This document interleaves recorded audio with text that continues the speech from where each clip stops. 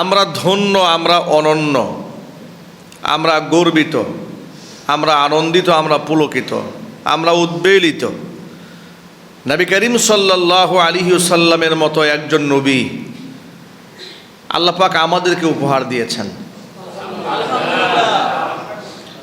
এমন একজন মহামানব, এমন একজন ব্যক্তি, এমন একজন সত্তা, যার নখ কাটা থেকে শুরু করে চুল কাটা পর্যন্ত, পায়ের তলা থেকে একেবারে পায়ের পাতা থেকে মাথার তালু পর্যন্ত, প্রতিটা অঙ্গের, প্রতিটা মুহূর্তের, প্রত্যেকটা সেকেন্ডের রেকর্ড গোটা বিশ্ব পরিমণ্ডলে রেকর্ড করে আল্লাহ পাক গোটা মানব জাতির কল্যাণ সাধন করেছেন।